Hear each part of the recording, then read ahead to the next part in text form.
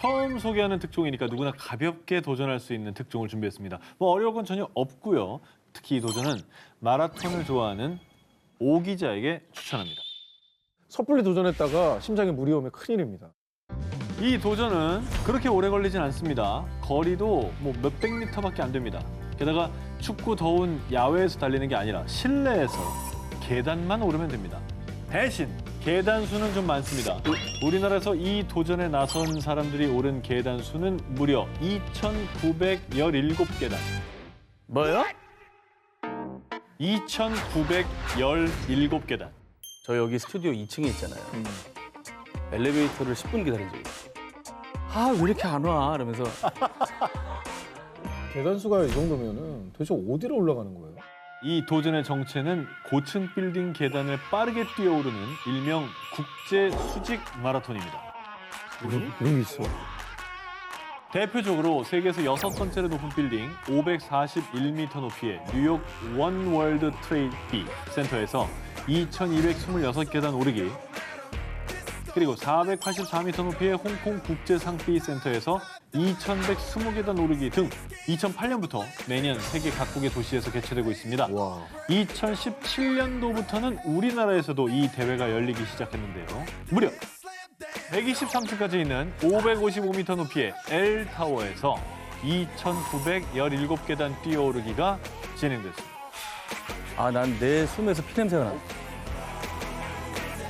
123층까지 2,917계단을 오른 사람들, 비록 숨이 턱턱 막히고 다리가 후들후들 떨려오기도 하지만요. 끈기 있게 피니시 라인을 향해 달려가며 나 자신의 한계에 도전하고 성공하면 가슴 뿌듯한 성취감도 느낄 수 있는데요. 2019년 우리나라에서 열린 대회에만 외국인을 포함해 총 1,500여 명이 참가.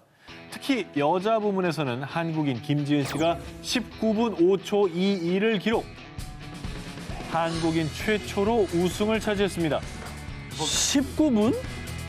여기서 이렇게 이동할 줄 생각도 못했는데 너무 기쁘습니다. 123층을 19분에 달렸다고 하면 한 층을 10초도 안 걸린 거예요. 우리가 한 3층 정도 올라가는데 한 층 10초면 갈만하죠. 아, 그 정도면 갔다가 120층인데 한 층 10초면. 한 5층부터 이제 허벅지가 안 움직이기 시작하지. 그렇죠. 야, 어마어마한 대단하신데. 자, 그리고 이 대회가 더 의미가 깊은 게요. 우리나라의 경우에 이 대회에 참가하려면 1인당 4만 원의 참가비를 내는데 이 참가비 전액이 시 어린이 재단의 기부금으로 쓰인다고 합니다.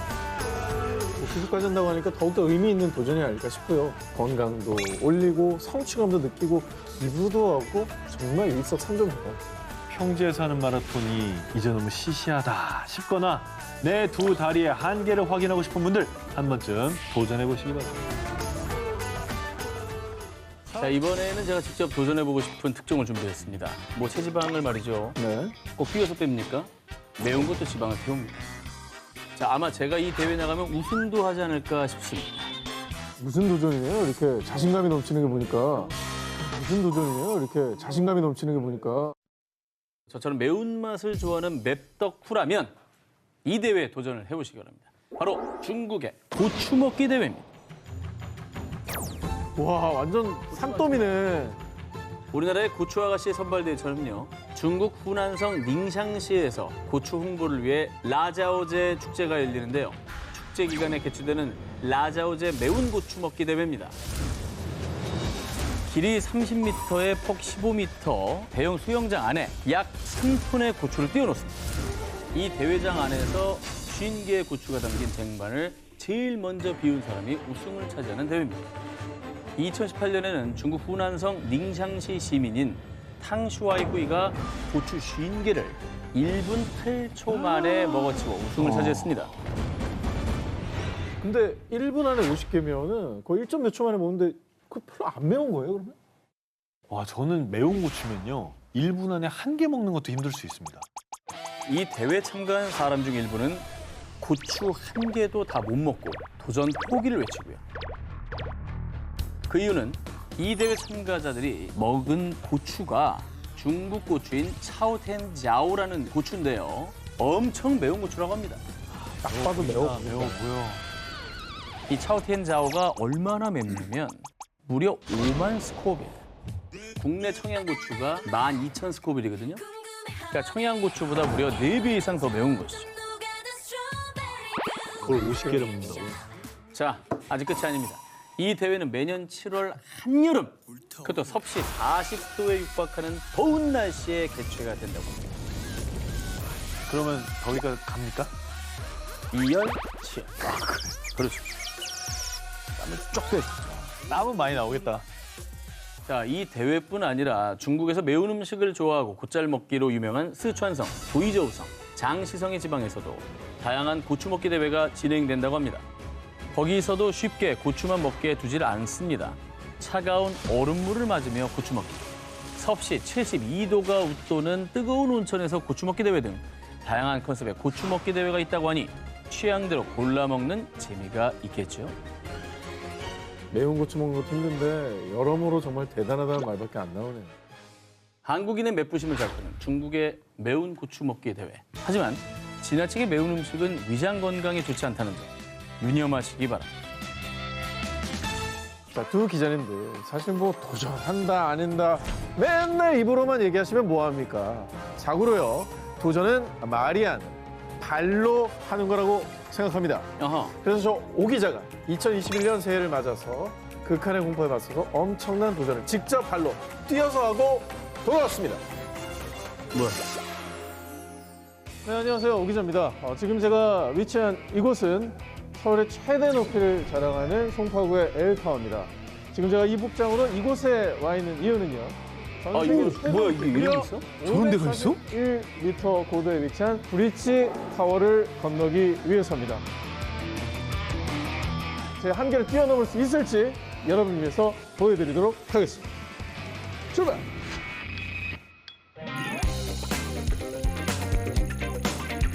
이동하시겠습니다.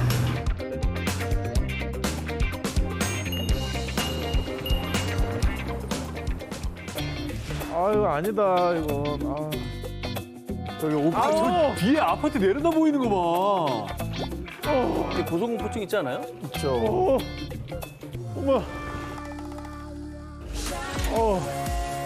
다 왔다.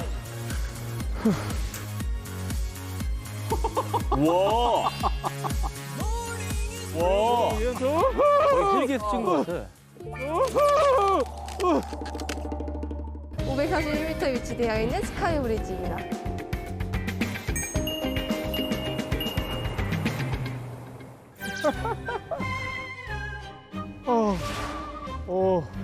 뚫렸어.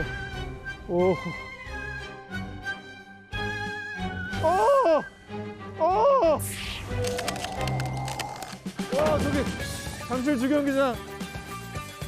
잘 오셨습니다.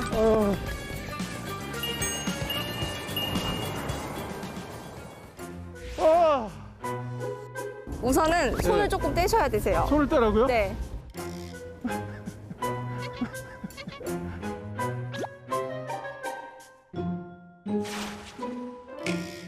양쪽으로 팔을 크게 벌려주시고 그렇죠. 걸어오시는 거세요. 하나, 둘, 셋, 넷, 다섯.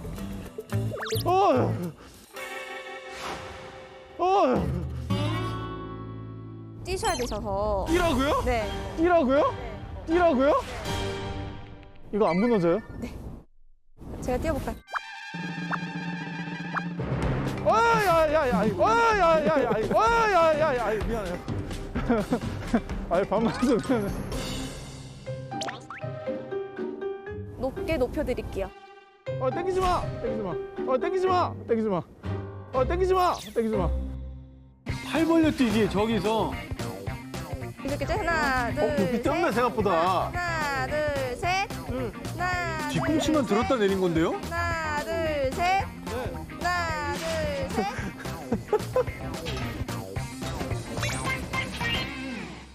앉아서 예. 관람을 한번 해보시는 게 어떠실까 해서 앉아요? 한번 앉아보실까요? 야. 야. 아 무서워. 발을 쭉 빼시면 되세요. 야. 뺐어요. 자. 신발 떨어지면 어떡해? 뭐요? 안 돼. 미끄러질 것 같아요. 안 돼. 미끄러질 것 같아요. 철로가 아빠가 있다. 철로가 아빠가 돌아올게. 아프지 마.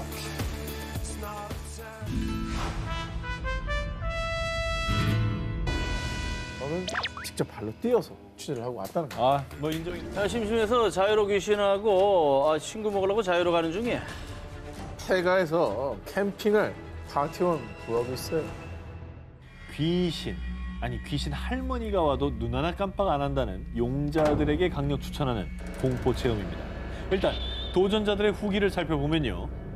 지옥이 있다면 그런 모습일 거예요. 그때를 떠올리면요. 지금도 악몽을 꾸고 있어요. 패기 넘치게 도전했다가 눈물 콧물 흘리다 못해 심지어 바지까지 적시고 결국 포기하고 만다는 유령의 집 매컴의 B 저택입니다. 뭐야? 아이씨. 땀을 뻘뻘 흘리는. 자, 2013년 미국 캘리포니아 주에 만들어진 이 저택은요. 어린 시절 우리의 심장을 쫄깃하게 했던 놀이공원의 귀신의 집과는 아주 차원이 다른 공포를 선사하고 있습니다. 납치, 살인마, 악마의 피에로 코스 등 듣기만 해도 소름 끼치는 10여 개의 테마의 공포를 체험할 수 있는데요. 그런데 말입니다. 이게 단순 체험이라고는 보기가 힘든 게 실제로 이용객들의 온몸에 붉은 액체를 끼얹기도 하고 아유. 또 손과 발을 묶고 좁은 공간에 가두기까지 한다는 아이. 저렇게까지 해. 야, 이 차원이 다르네. 그렇긴 하네. 그냥 놀래키기만 깜짝 하는 게 놀래기는 아니네. 게 다가 아니에요. 그냥 이렇게 치고 빠지는 게 아니었구나. 자, 그리고 세계 최강 공포라는 자부심 때문인지 매컴의 B 저택에서는요. 모든 코스를 성공하면 $20,000, 약 2,100만 원 상당의 상금을 획득할 수 있습니다. 그러나 지금까지 이 상금을 받은 사람은 단 한 명도 없다고 합니다. 어이구야. 그리고 극악의 난이도답게 아무나 매컴의 B 저택에 입성할 수 있는 건 아닌데요. 만 21세 이상으로 정신적, 육체적으로 문제가 없다는 의사의 소견서가 있어야만 지원이 가능하고요. 정 기자 도전? 아니요, 전.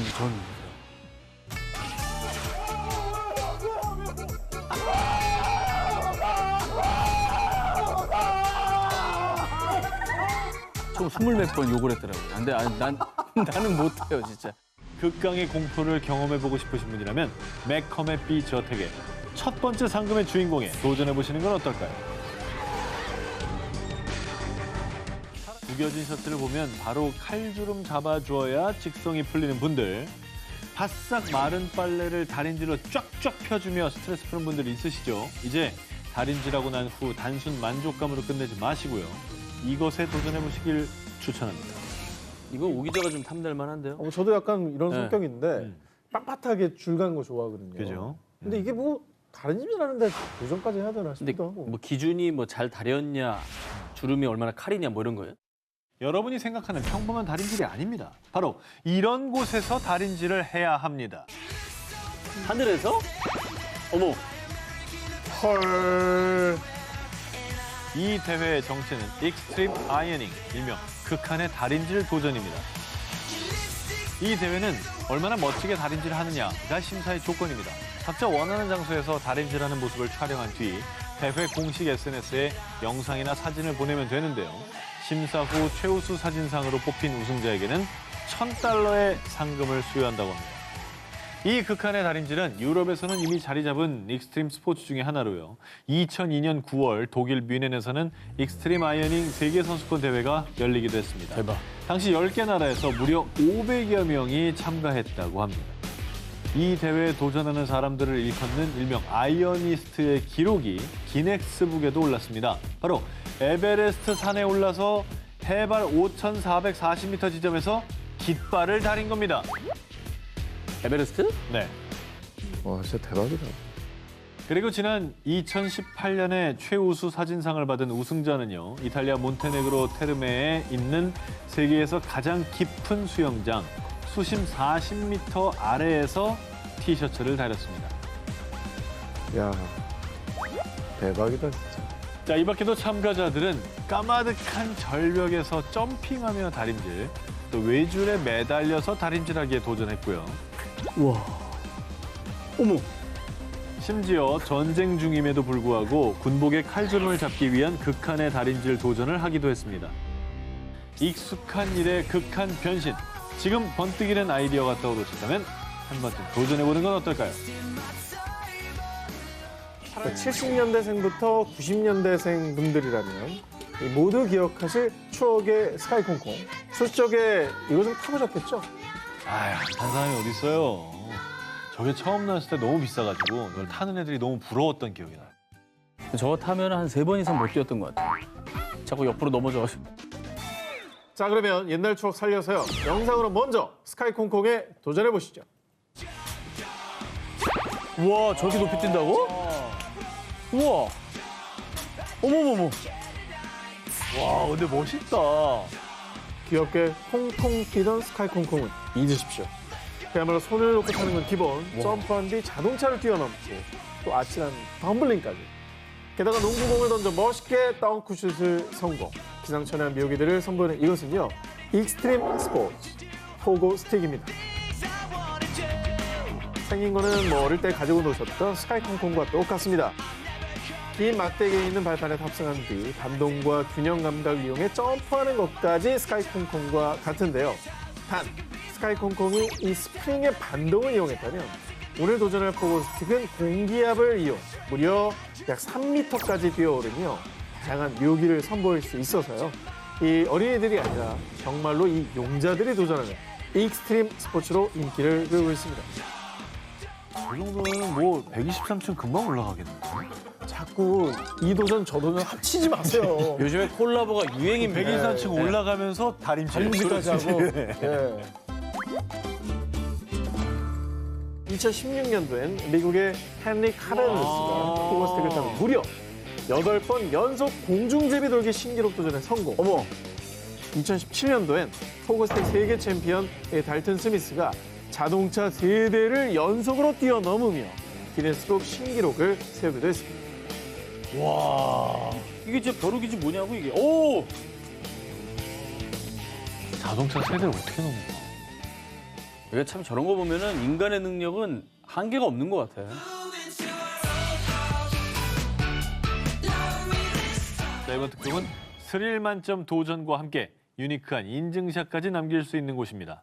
인기 휴양지인 발리 여행의 필수 코스, 발리 스윙. 모두 다 아시죠? 어우, 저도 싫어요? 무서워. 정말 발리 스윙이 사실 저거는 인증샷 성지고 그렇게 위험한 거 아니에요. 그죠. 근데 이게 뭐 도전이에요? 그래서 오늘은 저거보다 조금 다른 건데요.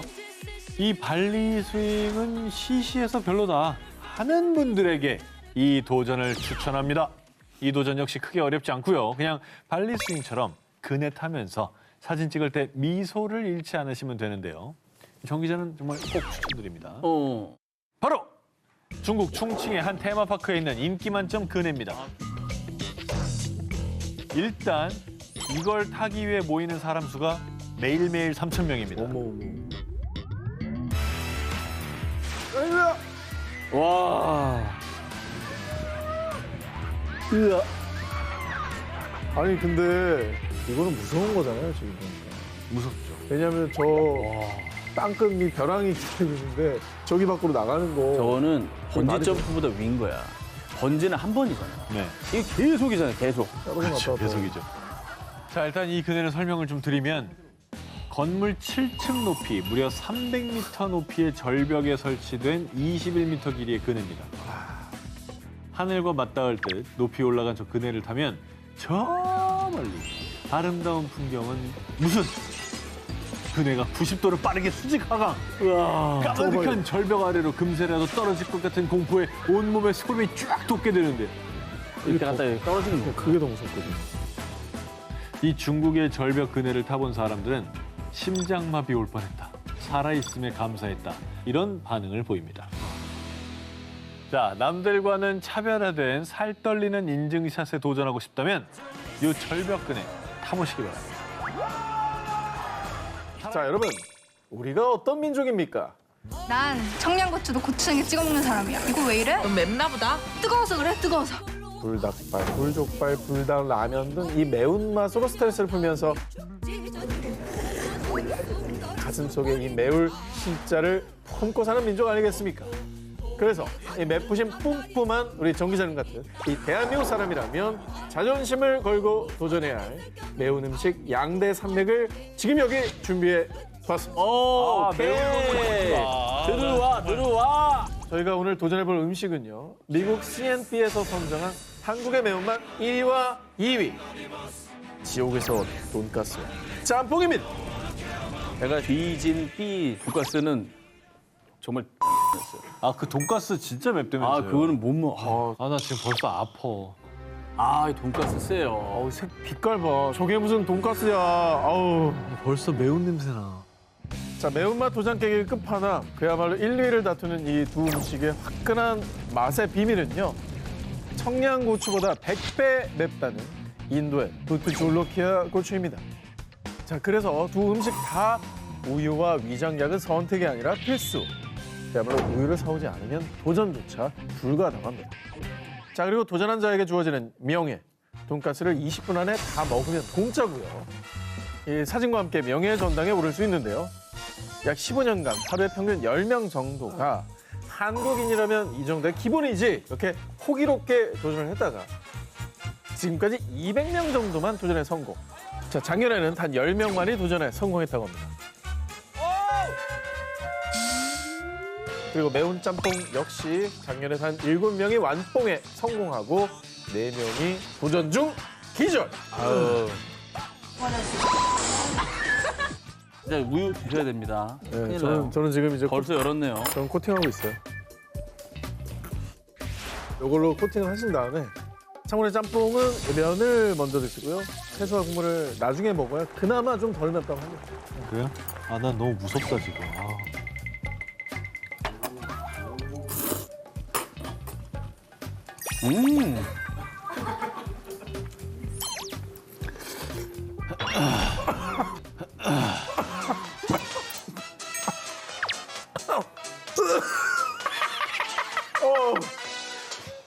에이, 지금 야, 이건 아니야. 이거 아니야. 와, 진짜 맵다. 이걸 그렇게 먹는다고? 와, 나보단 형이 낫네. 그러면 뭐였어? 괜찮을지 모르겠는데 돈가스로 한번 넘어갑시다. 입안에 어디가 혀가 닿아도 아파. 아, 저걸 썬다고? 근데 이거는 나도 쉽지 않아.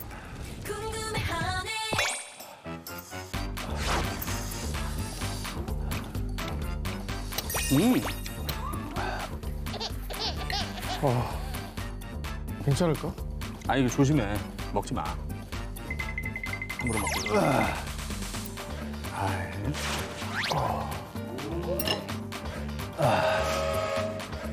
고기 좋은 거 썼다. 고기 좋은 거 썼어. 아우, 제 땀 나는 거 봐. 찜질방 갔다 왔어? 모공이 열려. 근데 최대한, 뭐야. 어우, 좋아. 옆에서 어우, 이걸 드리킹하고 앉아있어. 진국이네. 해산물 육수가 아주 잘 우러났어요. 이게 지금 식도까지 불타올라. 자, 재밌는 게요. 정작 맵부심 자랑하는 한국인들을 울게 한 이 두 사장님들조차 전 매운 거 못 먹습니다. 그리고 이건 맛으로 먹는 게 아니에요. 아유, 국물 완뽕하지 마세요. 면만 먹어요, 면만. 자, 라고 말하실 정도라고 하는데요. 근데 나 진짜 내가 차라리 123층을 올라갈게. 역시 아닌 것 같다. 예전부터 외식 메뉴, 도시락 반찬으로 인기였던 돈가스. 바삭바삭하고 쫄깃한 맛에 자꾸만 손이 가세요. 더 많이, 더 큰 돈가스를 먹고 싶어하는 사람들을 위한 빅 사이즈의 왕돈가스가 인기입니다. 어릴 때 꼬마 돈가스 반찬이 되게 인기였잖아요, 우리 때. 그렇죠. 저는 돈가스를 아직도 좋아하고요. 그 막 잘 두드려갖고 얇게 넓게 핀 거 있잖아요. 넓은, 막 이렇게 얇은 왕돈가스를 많이 좋아하시는데. 자, 그런데 손바닥보다 큰 왕돈가스로도 만족을 못하는 분들이 있으시죠? 하지만 이 돈가스는 만족하실 겁니다.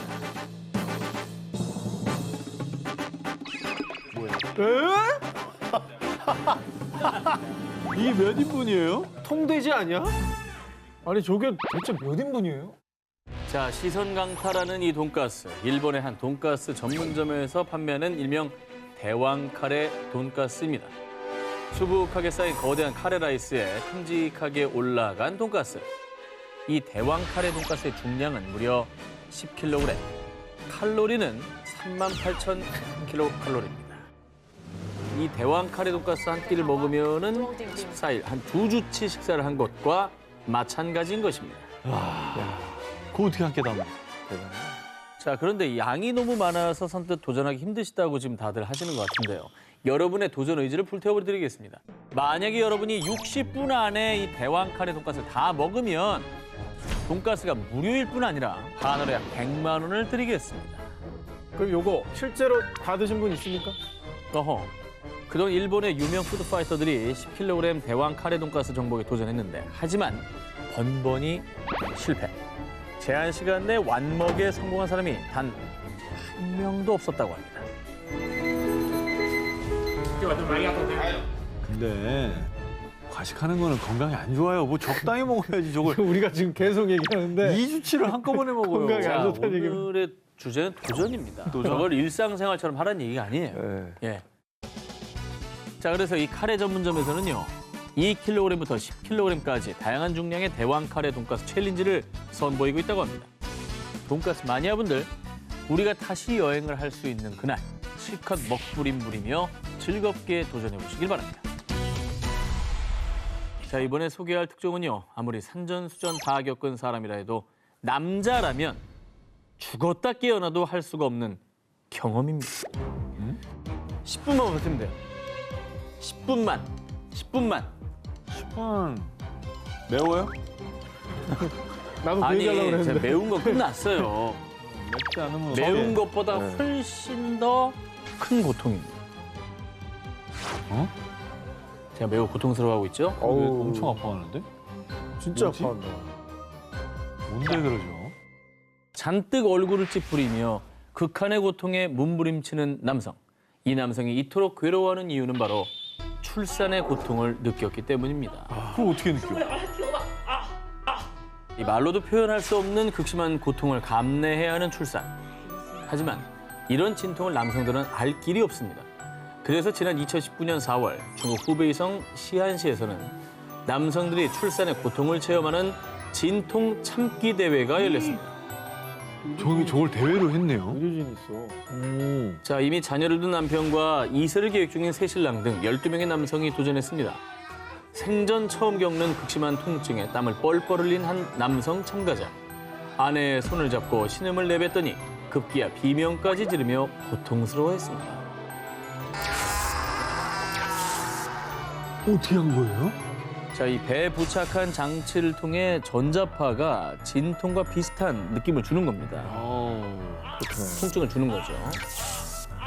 보기만 해도 너무 무섭다. 이게 사실 남자들이 절대 알 수 없는, 상상할 수 없는 그런 고통인 거잖아요. 그렇습니다. 배를 짓이기다 못해 몸속에 장기까지 아프다는 출산의 고통. 이 진통 체험을 한 남성들은요. 뾰족한 바늘 300개가 동시에 찌르는 느낌. 장기를 칼로 긋는 느낌이라며 살벌한 후기를 전했습니다. 자, 그런데 남성들이 하는 출산 체험은 10분 정도만 버티면 되지만요. 실제로 산모들이 출산할 때는 출산 체험보다 훨씬 더 강한 진통을 길게는 12시간, 또 24시간이 넘게 하는 경우도 많다고 합니다. 이 남성들이 체험을 통해 느끼는 고통은 실제 출산의 고통에 비해 10분의 1도 안 되는 거였습니다. 그러니까 고통의 크기도 턱없이 부족하고 시간도 훨씬 더 짧은 거죠. 아무튼 뭐 우리 모두 원망했지 않습니까? 또 옆에 있는 아내가 이런 엄청난 고통을 참고 출산한다는 거는 존경이란 말밖에 달리 표현할 말이 없을 것 같아요. 극강의 고통을 알려주는 남성들의 출산 체험. 엄마 그리고 아내의 사랑의 힘을 깨달을 수 있는 특별한 의미의 도전이 될 겁니다. 이번에 소개할 도전은 물놀이 마니아분들이라면 꼭 체크해 두셔야 할 곳입니다. 스페셜한 도전이만큼 우리는 워터파크가 아니라 산으로 갑니다. 오, 뭐야? 와, 길다. 저 워터 슬라이드 아니에요? 아니 워터 슬라이드도 사실 스릴이 장난이 아닌데 저렇게 빨리 가는데 물까지 팍팍 튀면 더 무섭거든요 사실. 자, 중국으로 가보시죠. 중국 저장성 리수에 위치한 산악 투명 워터 슬라이드. 재밌겠다. 보트를 타고 출발해 슬라이드 첫 구간부터 래프팅까지 즐기는 코스인데요. 보통 워터 슬라이드 타면 몇 분 내에 내려야 하잖아요. 네. 하지만 이 워터 슬라이드는 소요 시간이 자그마치 1시간. 워터 슬라이드의 길이가 무려 약 2.7km로요. 세계에서 가장 긴 워터 슬라이드로 기네스북에 등재돼 있습니다. 아니 커브만 저게 몇 개예요 지금. 근데 근데- 이거 좋아하시는 분들한테는 천국이네. 이 워터 슬라이드를 타는 순간 나 돌아갈래 하고 암만 후회해도 소용없습니다. 일단 워터 슬라이드에 탑승했다 하면 목적지에 도착할 때까지는 돌이킬 수가 없고요. 무엇보다 최고 속도가 시속 32km입니다. 아주 빠르게 하강하는데 슬라이드 구간이 투명해서 그 아찔함은 배가 근데 되는데 이럴 줄 알았어. 이게 무섭다니까 이게 보니까. 아우. 아우 근데 진짜 타보고 싶다 저. 근데 예전에도 한 기자님께서 두바이 워터 슬라이드 타셨잖아요. 그렇죠, 탔죠.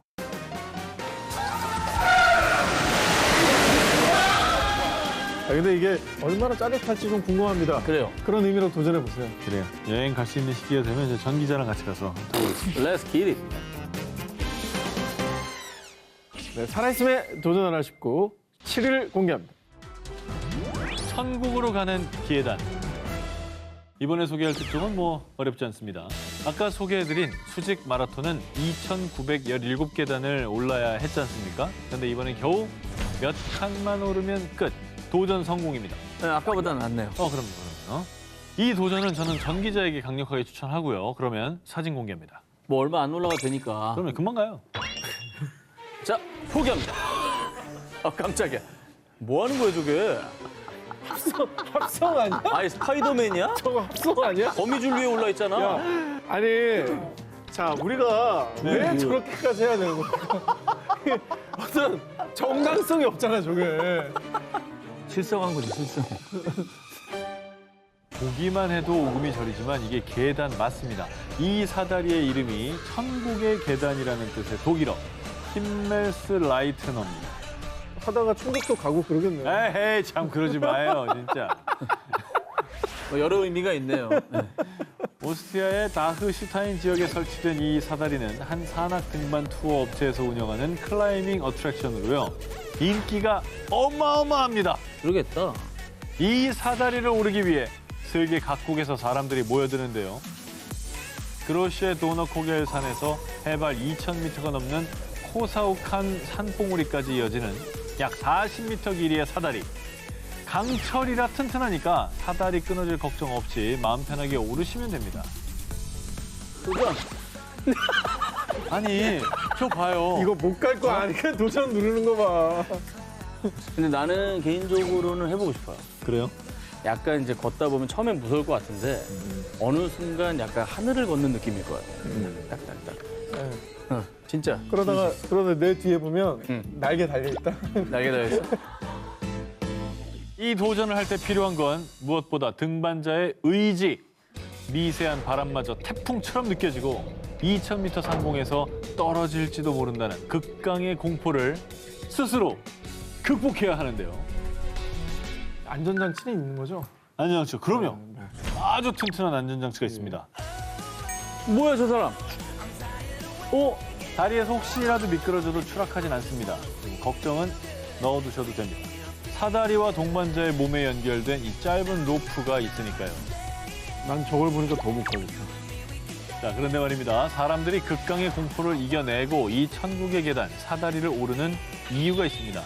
도전에 성공하면 어마어마한 보상이 기다리고 있기 때문이죠. 사다리를 다 올라 내려다보면 파노라마로 펼쳐지는 알프스의 숨막히는 비경. 우와 대박이다 여기. 와, 저기 호수 봐, 호수. 그러니까 이 사다리를 타고 올라가야 이 멋진 풍경을 볼 수 있는 거 아니에요? 이거는 뭐 돈 주고 살 수 있는 게 아니에요. 해발 2,000m 상공의 사다리. 여러분도 두려움을 극복하면 천국으로 향하는 계단에 오를 수 있습니다. 자 이번 도전은 남자라면 한 번쯤 꿈꿔왔을 로망이죠. 무협지 소강호 속의 무림 절대고수에 도전해 보겠습니다. 뭘 할 것 같습니다. 영춘권 아니야, 영춘권? 영춘권 또 뭘 것 같아요? 뭐 금광불개, 금강불괴. 맨손으로 한다면 철사장이죠. 철사장 있죠. 아, 이거. 철사장. 허공답보. 소상비. 신났네. 자, 어려운 거 아닙니다.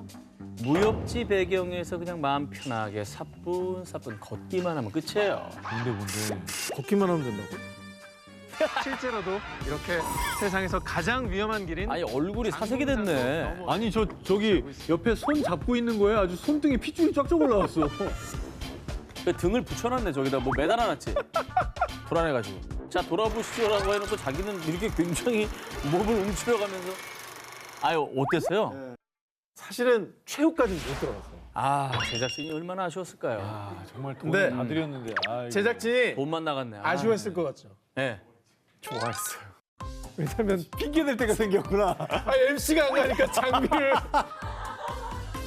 자, 이 길이 어디냐? 중국 삼서성 화산에 위치한 장공잔도입니다. 이곳은 원나라 때부터 수련자들이 오가던 길로 1600m의 높이의 절벽에 있는 폭 33cm의 좁은 나무 판자길입니다. 보통 모양새가 30cm 아닙니까? 네. 자, 그러니까 발 아래는 천길 낭떠러지고요. 특히 장공잔도의 하이라이트 코스는 그나마 의지하던 나무 판자조차 없는 곳입니다. 어? 자, 발 하나 겨우 디딜 수 있도록 바위에 홈을 파낸 게 전부입니다. 그걸 어떻게 일반인이 가요? 근데 관광객 진짜 많아요. 아니, 근데 저 여자분하고 맞닥뜨리면 어떻게 해요? 어떻게 해? 자, 보여드릴게요. 네. 이게 다 쳐보세요. 이렇게 해서 이제 오잖아? 딱 만나잖아? 손을 뗄 수가 없어. 그래서 이렇게 해가지고 기싸움 하다가 지는 사람.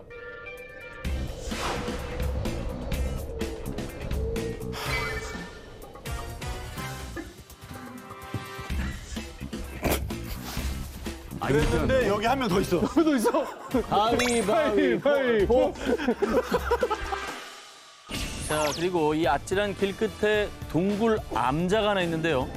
바로 이곳이 중국 무협소설 소우강호의 주인공 영호충이 수련을 통해 전설의 무림곳으로 재탄생하는 장소입니다.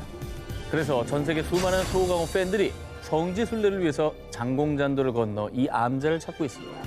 아, 저는 저 앞까지 가서 가다가 포기한 사람으로서 예, 저러분들 정말 존경합니다.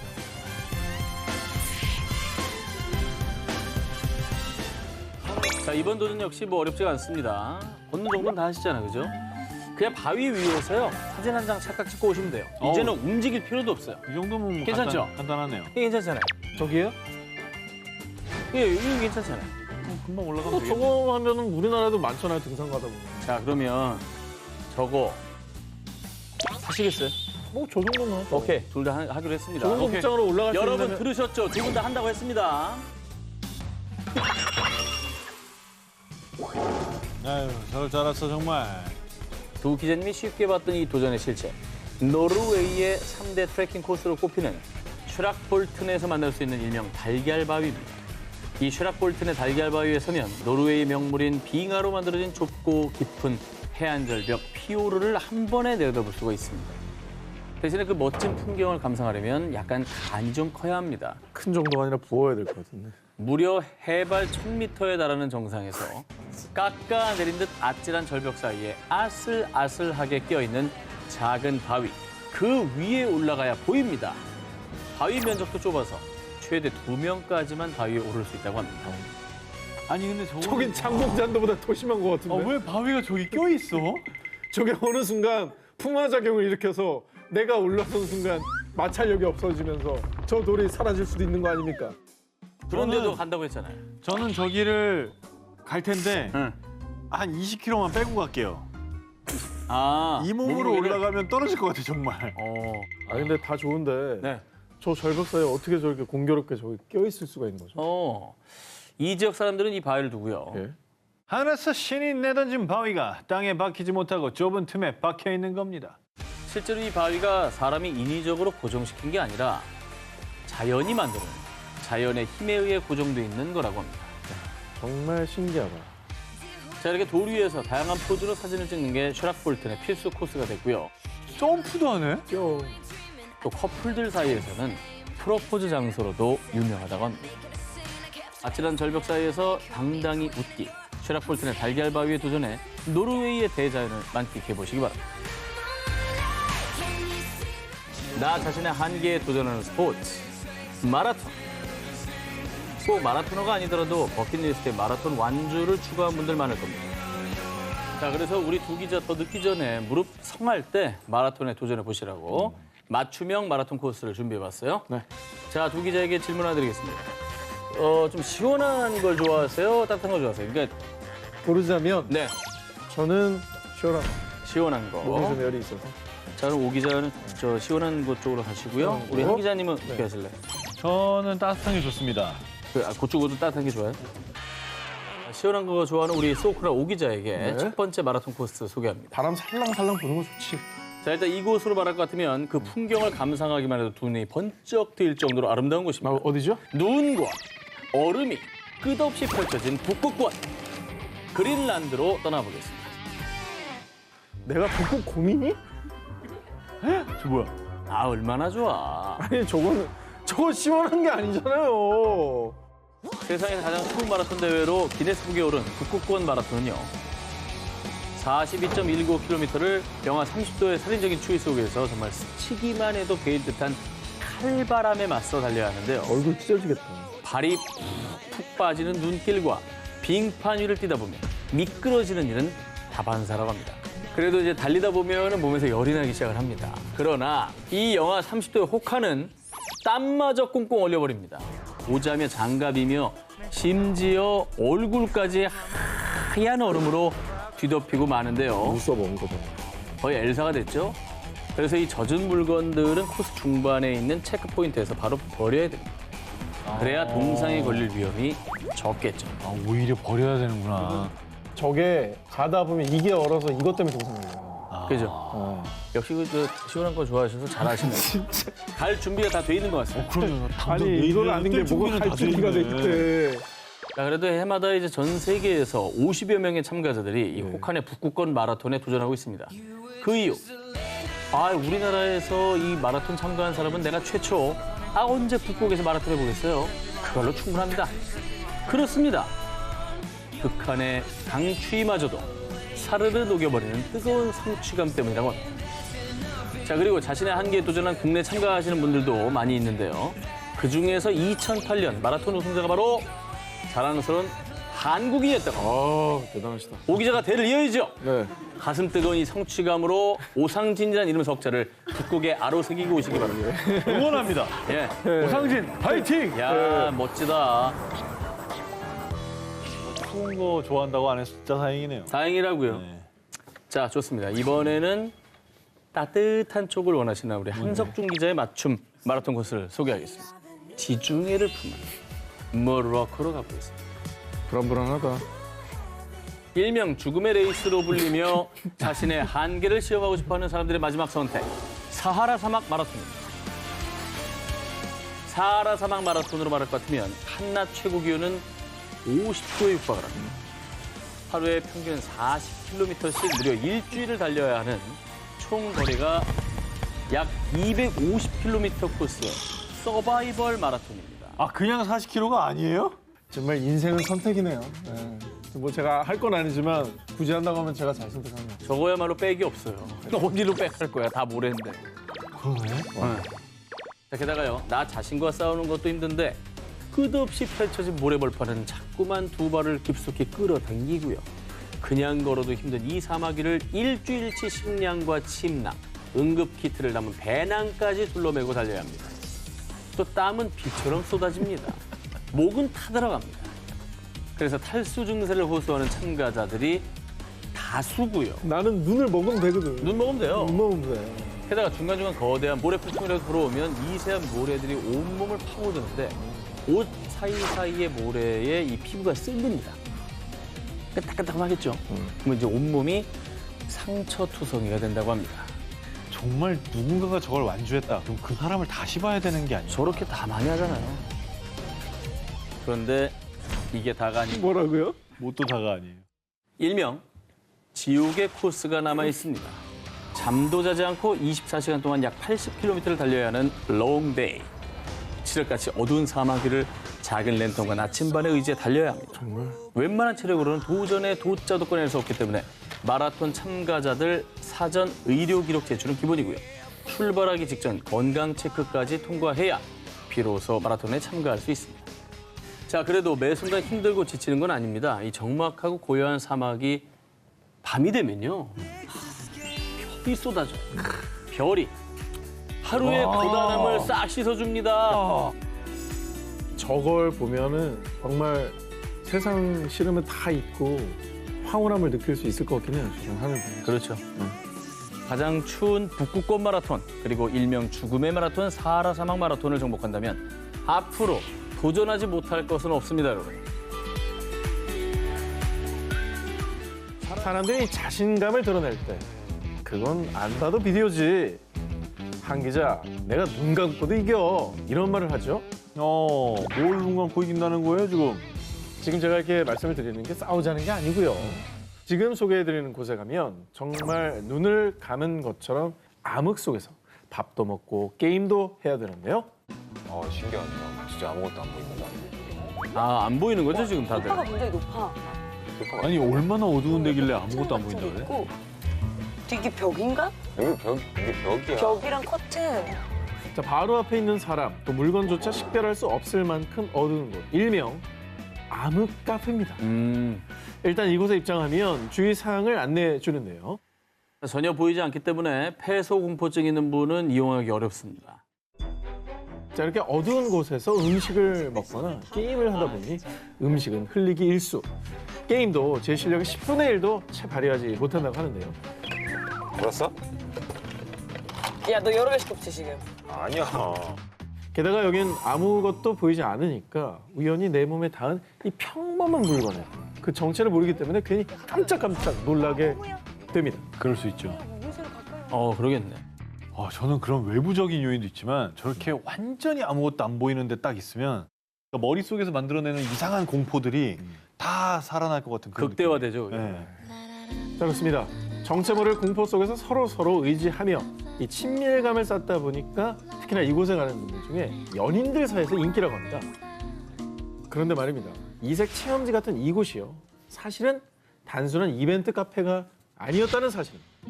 이 암흑 카페를 운영하는 성정규 대표님은 시각장애 1급이신 분입니다.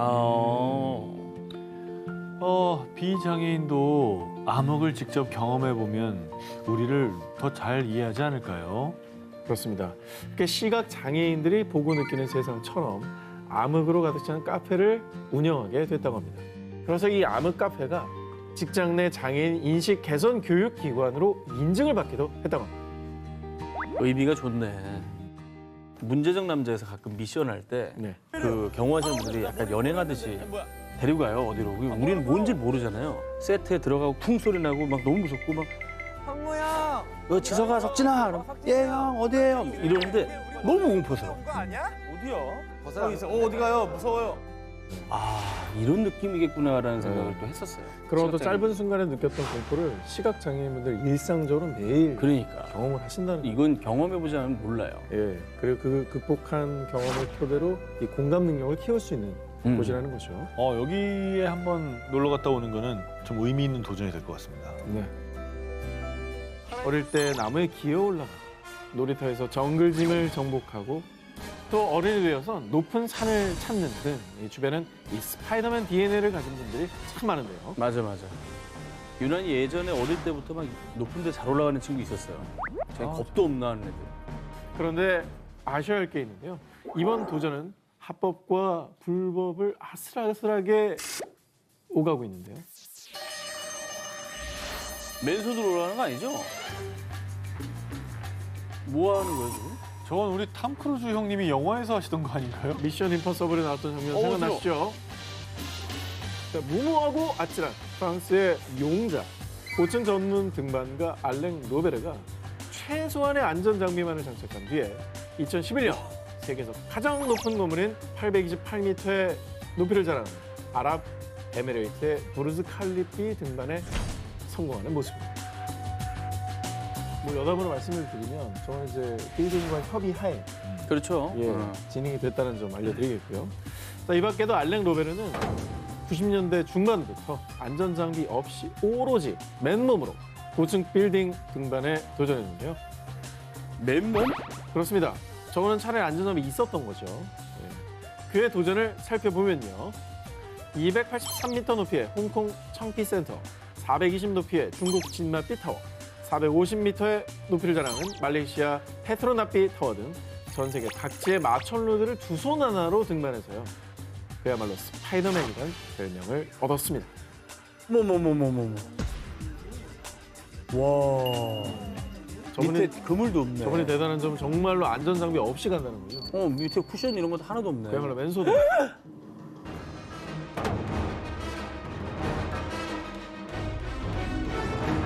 아, 말이 되나? 이건 아니다. 사실 저 일이 안전상의 문제도 있지만 허가받지 않는 고층 빌딩 등반은 당연히 불법이고요. 그러겠죠. 실제로 알렌 로베오 씨는 호주, 말레이시아, 중국 등에서 도전했을 때 불법 등반 등의 혐의로 벌금형을 받거나 추방되기도 했고요. 2018년도에는 한국에 찾아온 적이 있습니다. 한국의 L타워를 무단으로 맨몸 등반하다가 업무방해 혐의로 체포되기도 했다고 합니다. 그런데 2019년 그가 또 한 번 맨몸으로 초고층 빌딩 등반에 도전을 하며 화제가 됐습니다. 당시 사람들 사이에서 위험하지만 그의 도전에 박수를 보낸다. 뜻은 좋지만 안전하게 도전했으면 이라며 뜻밖의 응원을 받기도 했는데요. 당시 홍콩에선 범죄인 인도 법안에 반대하는 대규모 반정부 시위가 벌어지고 있었는데요. 알렉 로베르는 홍콩의 평화를 기원하며 고층 빌딩 등반 퍼포먼스를 선보인 겁니다. 자, 다시 한번 말씀드립니다. 용기 있는 도전도 좋지만요. 안전한 도전도 중요하다는 사실 꼭 잊지 마시길 바랍니다. 정말 간큰 분이 여기 계셨네요.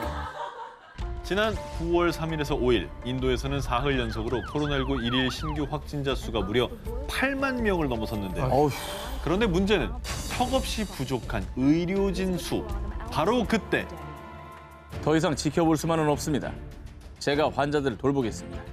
인도의 한 병원에서 의료 봉사를 자원한 한 남자. 그는 지난 4년간 다수의 사립병원에서 근무를 한 의사 태자 레디였습니다.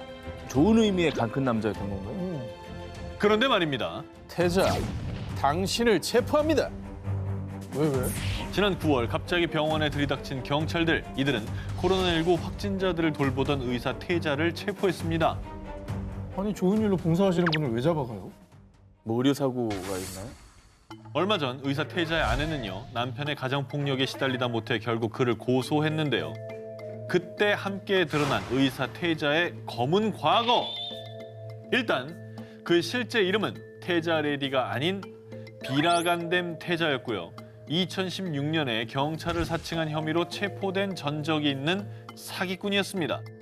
자, 지금 좀 혼란스러우시죠? 그러니까 현재 신분인 의사도 의대 졸업장, 의사 면허증도 모두 가짜! 그리고 여기서 더 충격적인 사실은요. 심지어 초등학교도 졸업하지 못했다고 합니다.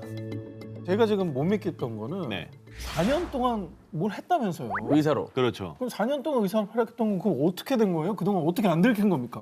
2016년에 태자 레디라는 새 이름으로 신분 세탁을 한 그는 이번에는 보자. 의사나 한번 해볼까? 진짜 뭐야? 의사로 위장하기 위해 위조된 의대 졸업장, 의사 자격증을 구입. 아니, 구입.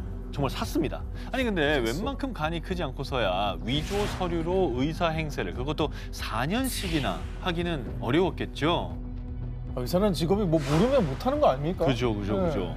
그래서 남들과 다른 빅 사이즈의 간을 가진 태자는 위조된 의대 졸업장으로 모 대학병원에서 인턴십까지 수료하며 차근차근 다양한 기초 의학을 익혔습니다. 의대를 가지, 공부해서. 가지.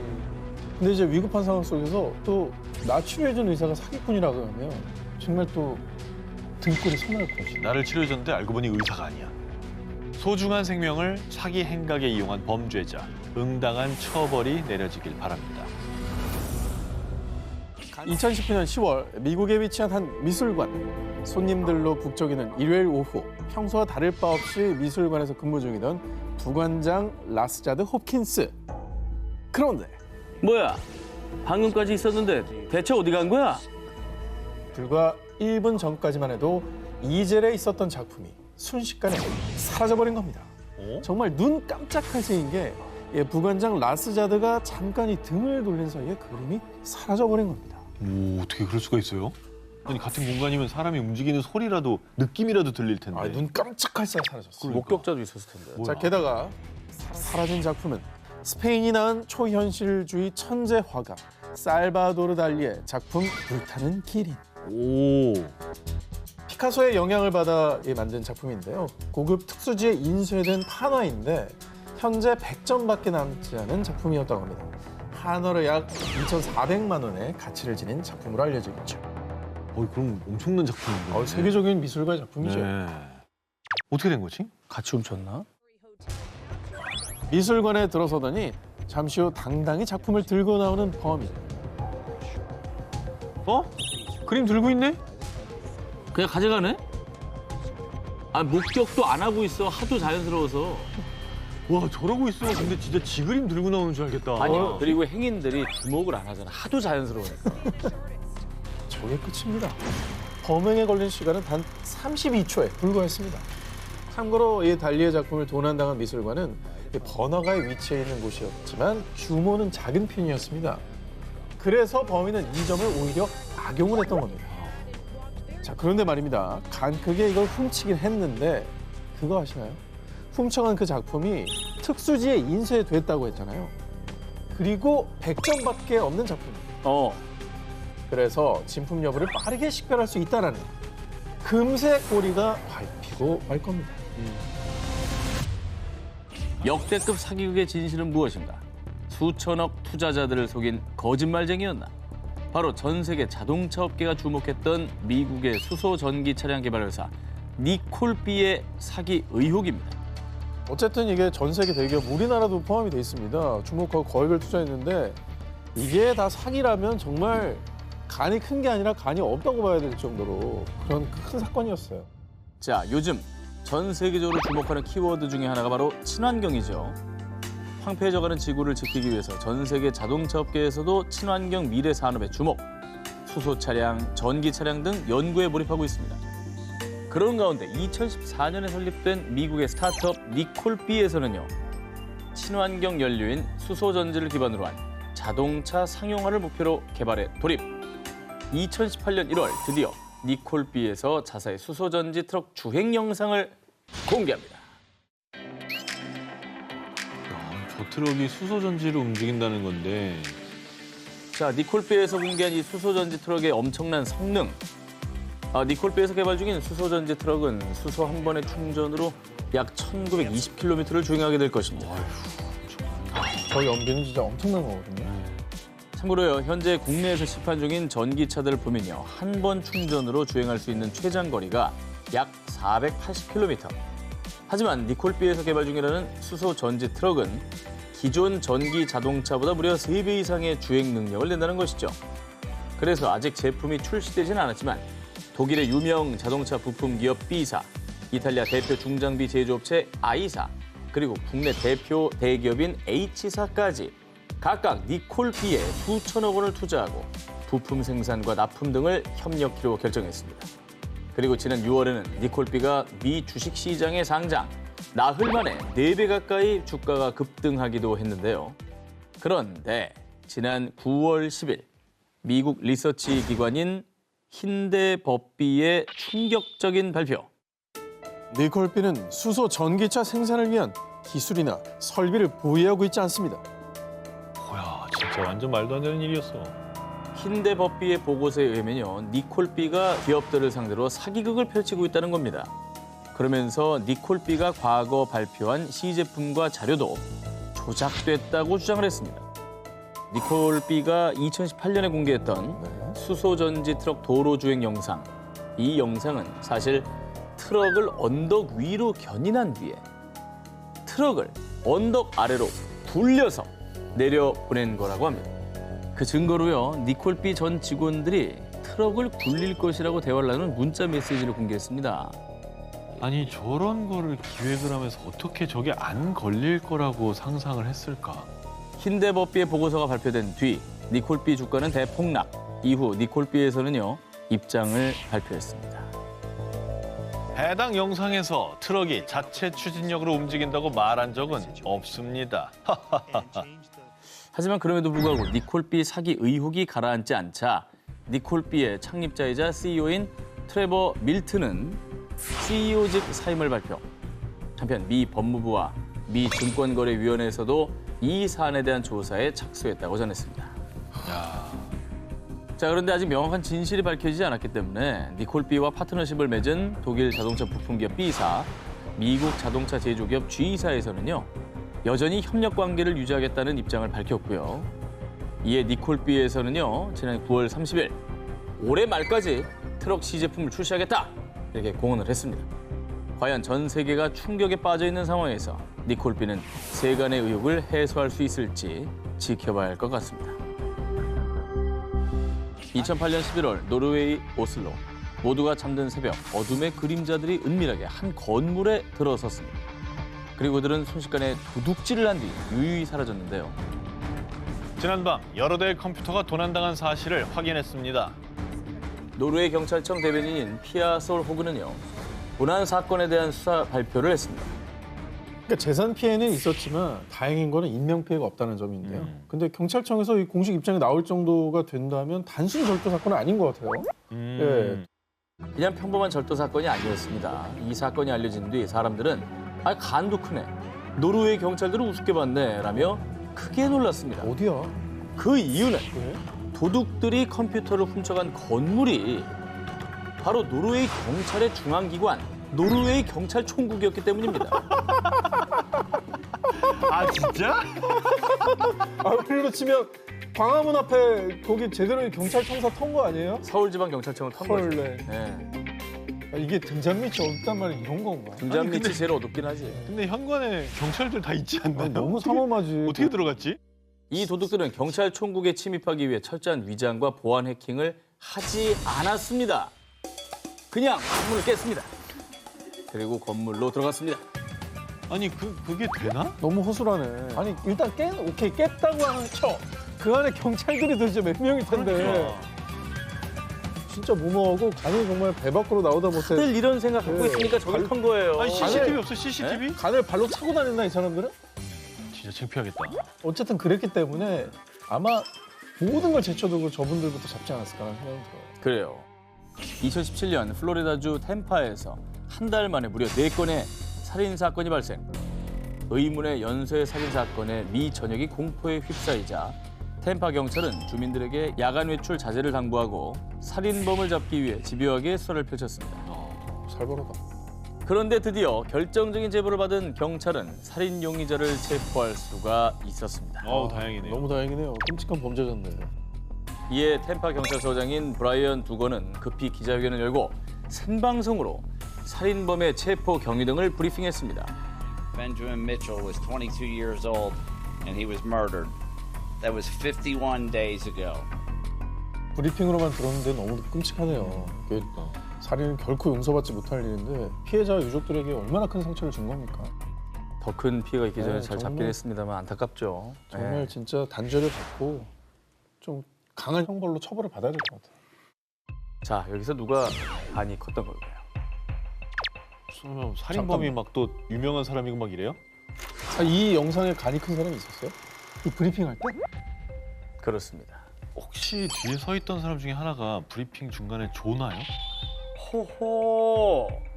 아주 화면을 유심히 보셨군요. 네. 그 오. 뒤에 약간 졸린 사람 하나 있었거든. 아 있었어? 난 눈치 못 챘어. 사람들이 경찰 브리핑을 보고 분노한 이유.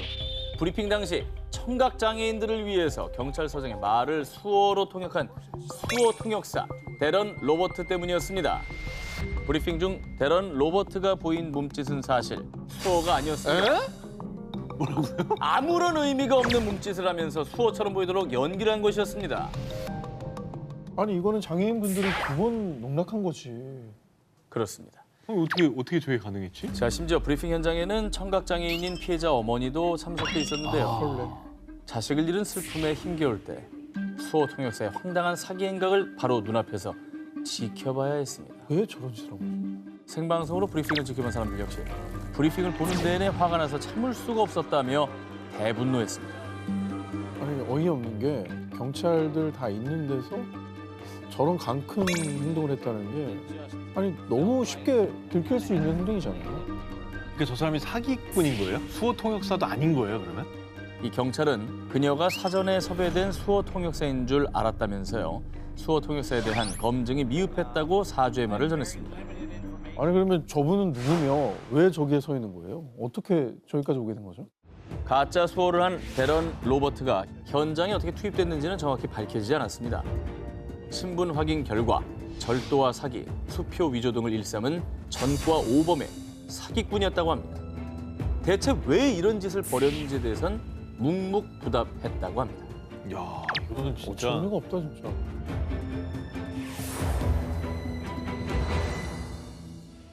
(2019년 8월) 브라질 남부 산타 카타리나주 수상한 차림새의 노인이 은행에 들어서더니 갑자기 사람들에게 권총을 겨눴습니다. 총을 갖고 있었다고요? 노인이. 너무 위험한데. 너무 위험하다. 그렇습니다. 순식간에 강도로 돌변한 노인은 인질극까지 벌이며 돈을 요구했는데요. 하지만 다행히도 곧바로 경찰이 노인을 체포하며 큰 인명피해를 막을 수 있었습니다. 그런데 아니 이게 어떻게 된 거야? 노인을 조사하던 경찰은 깜짝 놀라고 말았습니다. 그 이유, 체포된 범인이 노인이 아니었습니다.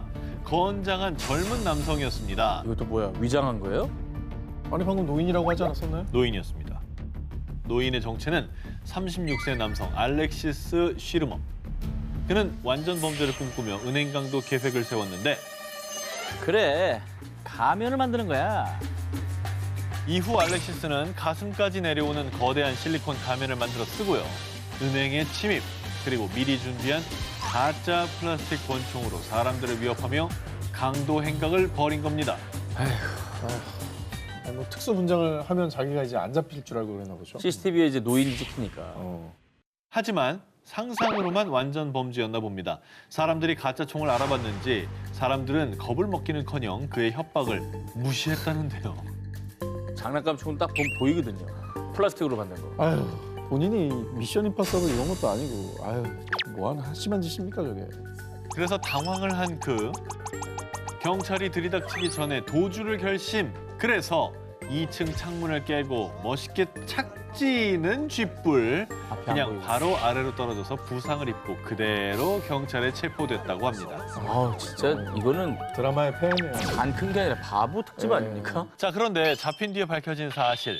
알렉시스는 1년 전에 범행 장소인 은행에서 근무했던 직원이었답니다. 한심해. 본인이 근무했던 은행이니까 나름 보안이나 도주 경로 등을 잘 안다고 생각해서 아주 간 크게 자신만만하게 범행을 저지른 거죠.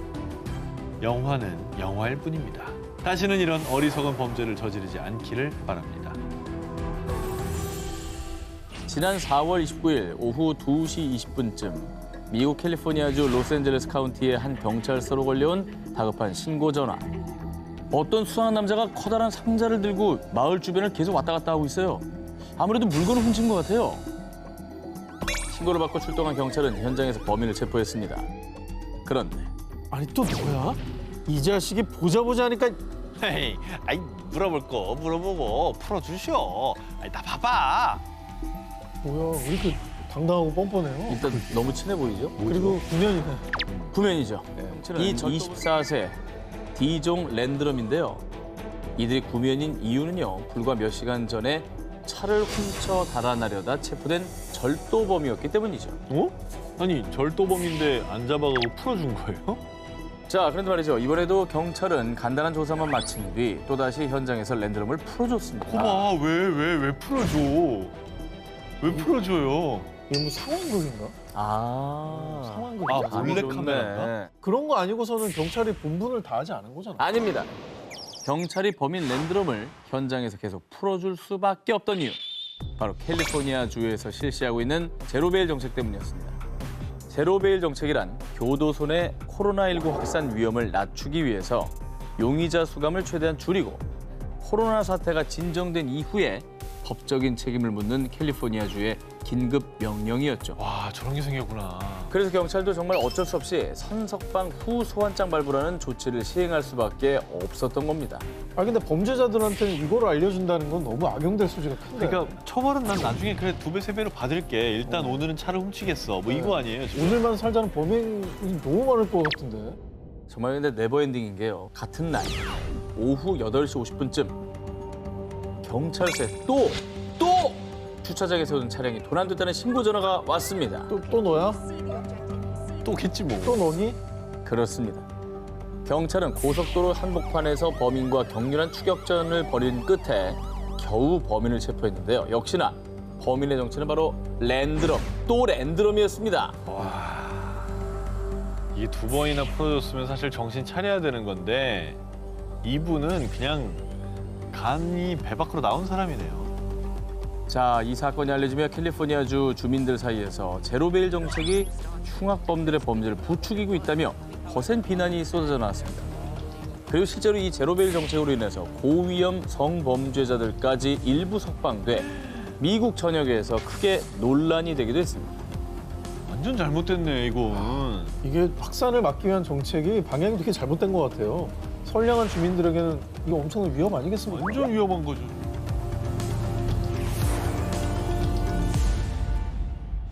간 2010년 11월에 방송된 중국의 인기 예능 맞선 프로그램을 먼저 보여드리도록 하겠습니다. 흔히 말하는 짝 같은 프로그램.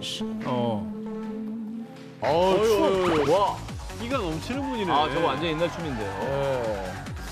노래, 춤 등 넘치는 끼를 자랑하며 여성들의 관심을 독차지. 결국 최종 한 여성과 커플이 됐습니다. 방송 후에 중국 내 시청자들 사이에서도 화제가 되며 인기가 급상승, 이슈가 되었는데요. 될만하네요. 자, 그런데 이후에 방송국에 걸려온 전화 한 통으로 그의 충격적인 실체가 드러났습니다. 대체 그가 누군지 알고 방송에 출연시킨 건가요? 13년이 지났지만 지금도 끔찍해요. 왜? 누군데? 무슨 일인데? 자, 방송에 출연했던 류하오의 숨겨진 정체는 바로 살인범. 살인범이 나왔다고 방송에? 류하오의 진짜 이름은 우강으로요. 그는 13년 전 길림성의 한 주점에서 무용수로 일하던 중 동료 직원과 말다툼을 하다가 동료를 잔인하게 살해한 뒤 어머. 공안의 추적을 피해 다른 지역으로 도주. 무려 13년 동안 도피 생활을 해왔었던 겁니다. 자, 신문 세탁을 한 그는요. 이후에 연기 지도자 등 여러 일을 하다가 방송에 나가서 인기가 많아지면 내 일에 더 도움이 될 거야. 저 캡처 떠가지고 학원에다 달아놓으려고 그랬구나. 연기하고. 중국은 그런 게 또 먹히니까. 결국 그 방송을 본 한 익명의 제보자가 공안에 신고를 하면서 그가 13년 전에 사라진 살인범 우강이란 사실이 세상에 밝혀지게 된 겁니다. 피해자의 가족이나 지인들은 이제 저 얼굴을 잊을 수가 없었을 거예요. 그러니까 웃는 예능 프로에서 그 살인범을 봤을 때 그 가족들은 무슨 생각이 들었을까 정말. 그리고 저 매칭된 여자는 얼마나 무서웠을까? 진짜. 이 맞선 프로그램에 출연해 커플까지 된 그가 유부남이었었다고 합니다. 막장 인생이네. 뭐야, 참 진짜. 우강은 도피 생활을 하면서도 가족과 연락을 완전히 끊고 살았고요. 아들은 아버지가 사망한 줄로만 알고 자랐다고 합니다. 자, 그래서 다음 특종입니다. 2018년 10월 2일 스페인의 유명 레게톤 뮤지션 칸델라의 뮤직비디오가 공개되자마자 엄청난 주목을 받으며 인기를 끌었는데요. 빨간 염색을 한 분이 이제 뮤지션이고요. 누가 간이 클까? 자, 뮤직비디오 속에서 클라시에 의해 오른쪽에 있었던 그러니까 차에 같이 탔었던 이 남성의 정체. 마약 황제 프란시스코 테온이었던 겁니다. 저 알고 한 거예요, 그럼? 알고 한 거예요? 그냥 섭외했는데 후덜덜한 거예요? 들어보십시오. 여러 가지로 이해가 안 되네. 스페인 경찰은 2016년도부터 그를 지명수배 1순위로 두고 집요하게 추적을 했지만요. 1순위? 끝내 프란시스코의 행적을 찾지 못하고 있었는데요. 아니, 지명수배자고 1순위라면서요. 네. 근데 뮤직비디오에 출연했다고? 그러니까 저 마약 황제는 뮤직비디오인지 모르고 그냥 스마트폰으로 찍는 줄 알고 저러고 있는 건가? 왜 저러고 있는 거예요? 이해가 안 되죠. 네. 아니면 이제 마약 밀매범 그만하고 싶어서 나 좀 잡아가라 한 건가? 자수하기 전에 마지막 추억이나 쌓자. 지명수배 중인 범죄자 프란시스코가 뮤직비디오에 출연한 이유! 내 조직은 아직도 이렇게 건재하다고. 경찰 너희는 날 잡을 수가 없어. 아, 그러니까 완전히 예, 잡을 테면 잡아봐라 이거구나. 자, 그런데요. 지명수배범 프란시스코의 뮤비 출연 논란이 커지자 가수인 클래시 A는 긴급히 뮤직비디오를 삭제했고요. 어머. 이 논란에 대해선 묵묵부답으로 일관했습니다. 자, 하지만요. 경찰들은 이 뮤직비디오가 프란시스코를 체포할 결정적인 단서로 잡고요. 뮤직비디오 촬영 장소는 물론 마약 상들로 추정되는 SNS 게시물까지 모조리 수사하며 프란시스코의 흔적을 쫓았는데요. 자, 그런데 경찰의 수사 도중 일어난 대반전. 프란시스코가 먼저 자수를 한 겁니다. 거봐, 내 말 맞잖아. 그래, 이 사람이 이 생활에 질렸어 이제. 네, 심지어 그는요 변호사를 통해서 경찰들과 자수 조건을 협상하기까지 했다고 하는데요. 자, 2주 만에 막을 내린 마약왕의 도발. 이를 지켜본 사람들은 터무니없는 허풍이었네. 스스로 등에 관역을 달아놓고 꼴 좋다 라며 그의 기행을 비웃었습니다. 자, 간 큰 범죄자들의 최후. 죄값을 톡톡히 치르시기 바랍니다.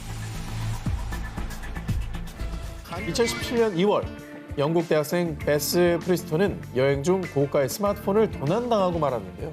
자, 그런데 설상가상으로 위치 추적 앱도 꺼져 있었던 상태. 아, 베스는 어쩔 수 없이 새 휴대전화를 구입했습니다.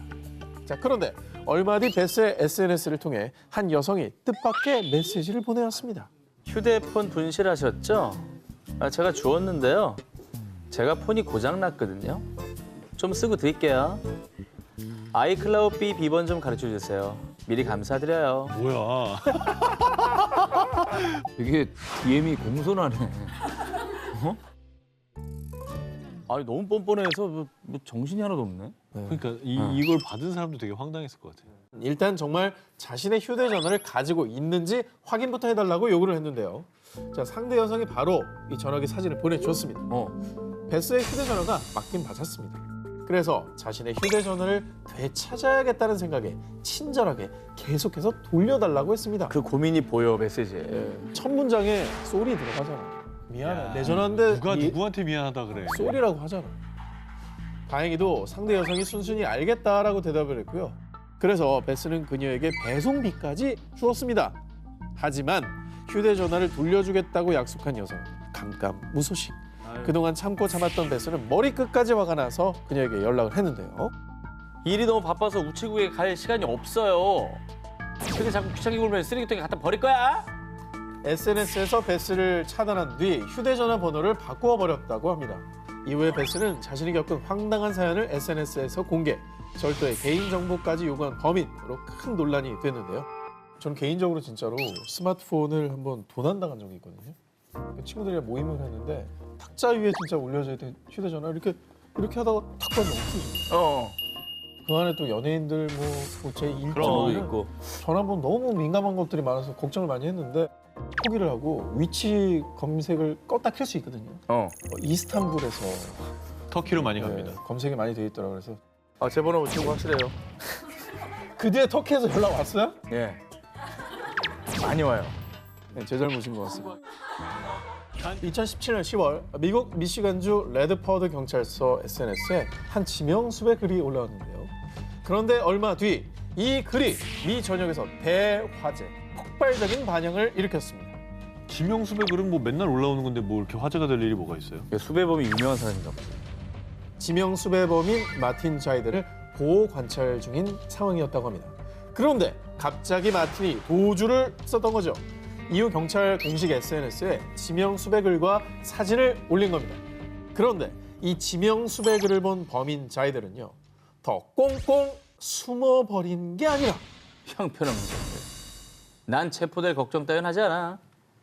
경찰의 SNS에 직접 본인이 손수 댓글을 달아서 경찰을 조롱했죠. 그러더니 심지어는 만약 너희가 올린 다음 게시글이 1000번 공유되면 내가 도넛 한 박스 들고 가서 자수할게. 한번 해보자고.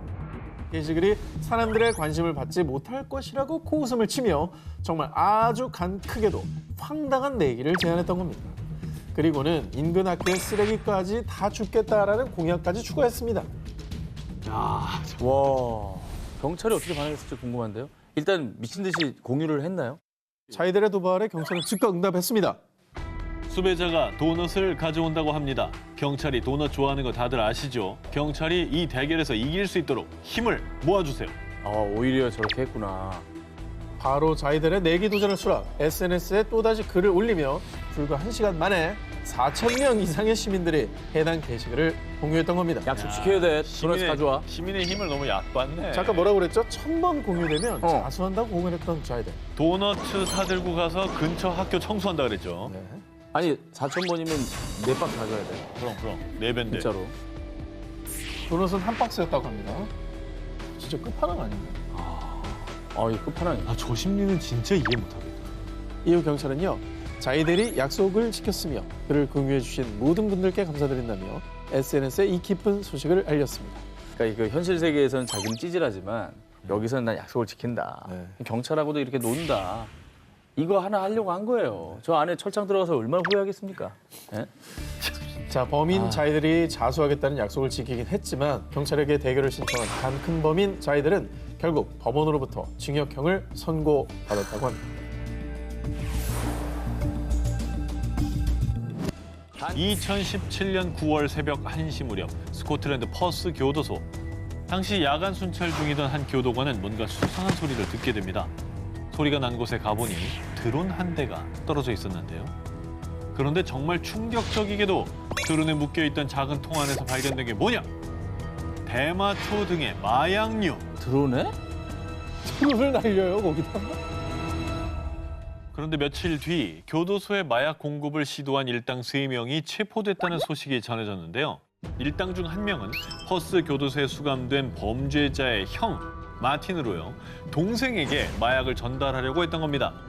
비록 실패로 그치긴 했지만 이들의 마약 전달 플랜 엄청나게 대범하고 또 치밀했습니다. 곳곳에 있는 교도관들의 눈을 피해 어떻게 마약을 운반할까 고민하던 세 사람. 그런데 바로 그때 나 완전 천재인 듯. 드론에 매달아서 배달하는 거야. 드론을 조종해서 은밀하게 교도소 담장을 넘어 마약을 옮기기로 한 겁니다. 그리고 만일 이 계획이 실패하더라도 자신들의 정체를 알아차릴 수 없도록 통에 마약을 담을 때도 아주 치밀하게 지문이 안 남도록 손에 양말까지 끼워서 포장했죠. 자신들은 안 잡힐 줄 알았지만 뭐 지문도 없다고 하는데 어떻게 추적이 된 거예요? 손에 양말을 끼고 포장했다는 건 어떻게 알았을까요? 비록 지문은 찍히지 않았지만 다른 것이 그것도 너무나 선명하게 대놓고 찍혔습니다. 드론 카메라에 만든 자기 얼굴이 찍혔어? 여기 찍혔구나. 양말 끼고 있잖아, 손에. 그러네. 멍청함이 배 밖으로 나와 있네. 저기 보면 중계를 했네 아주. 증거 다 나오지, 저기. 지문 안 남기고 얼굴을 찍어줬네. 네, 얼굴 더 빨리 잡아가라고. 네. 지문하면 오래 걸리거든. 저 정도면 거의 셀카 찍었네. 세 사람이 마약을 포장하는 모습부터 범행을 준비한 집 주소 그리고 차량 번호까지 이 모든 과정이 드론 카메라에 촬영됐던 겁니다. 거의 마약 운반 범행 다큐를 찍으셨습니다. 양말 쓰고 저기 머리카락도 안 들어가게 하려고 머리도 얼마나 단속을 했을 거예요. 저는 나홀로 집에 이후에 이렇게 멍청한 도둑들은 처음 봅니다. 일단 뭐 가는 컸는데 멍청했습니다. 바보들이네요. 천재급 아이디어라며 드론을 떠올렸지만 그 드론에 제대로 발등 찍힌 범인들은요. 마약 공급 혐의로 각각 33개월, 1년의 징역형을 선고받은 것으로 전해졌습니다. 길에 지나다니다가 가끔 날아다니는 드론만 보면 저는 생각나시겠네요. 2018년 9월 미국 뉴햄프셔주 경찰이 공식 SNS에 한 영상을 업로드하며 공개 수배를 했습니다. 뭐지? 뭐죠? 예?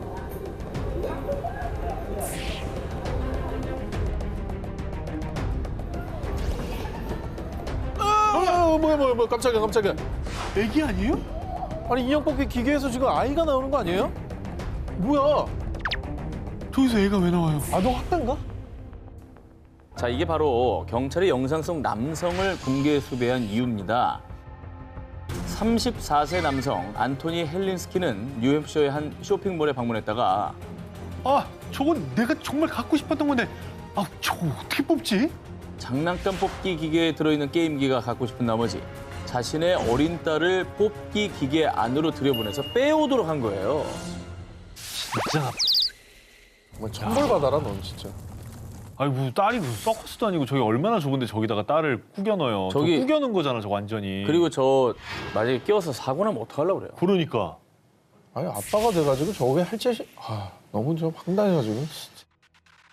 해당 영상이 화제가 되고 경찰의 집요한 추적이 시작되자 공개 수배가 됐던 아빠 안토니는요 결국 자수했습니다. 그런데 조사 도중에 밝혀진 충격적인 사실. 아빠 안토니의 직업이 놀랍게도 중학교 교사였습니다. 아이들을 바른 길로 이끌어야 할 교사가 정작 자신의 딸에게는 도둑질을 가르친 거죠. 아니 선생님이 모범을 보여야죠. 뭘 배웁니까 저런 인간. 아, 나 지금 저 딸이 너무 불쌍해. 아버지로서 그리고 선생으로서 제발 부끄러운 줄 알고 반성 좀 하시기 바랍니다. 지난 9월 홍콩의 한 수집가가 출장으로 잠시 집을 비운 사이 3인조 도둑이 침입. 이들은 서예작품과 고가의 옛날 우표, 청동 주화 등 무려 7,440억 원에 달하는 예술품을 훔쳐 달아났습니다. 그런데 도난된 물품 중 유독 이것 때문에 집주인뿐 아니라 중국 전역이 발칵 뒤집혔습니다. 국보급 보물 막 이런 거 아니에요? 도둑이 훔쳐간 것은 바로 마오쩌둥의 친필 쪽자였습니다. 이러면 당연히 국보 아닙니까? 거의 국보급으로 추앙받죠. 네. 네, 저걸 뭐 아무나 구할 수 있는 것도 아니고 돈으로 살 수 있는 것도 아닐걸요? 저걸 누가 팔아? 근데 한두 가지도 아니고 가치를 그러면 알고 가져온 거지. 난 그런 게 궁금해. 잘 아시다시피 마오쩌둥은 중국의 공산주의 혁명가이자 제1대 국가주석으로요. 지금도 여전히 14억 중국인들의 존경을 받고 있는 인물입니다. 그리고 마오쩌둥이 직접 쓴 이 족자, 홍군 제4사령부 정치부 포고는요. 마오쩌둥을 비롯해서 주더, 천이 등 중국 공산당 초기 지도자의 도장이 나란히 찍혀 있어서 정말 국보급 가치를 띠고 있습니다.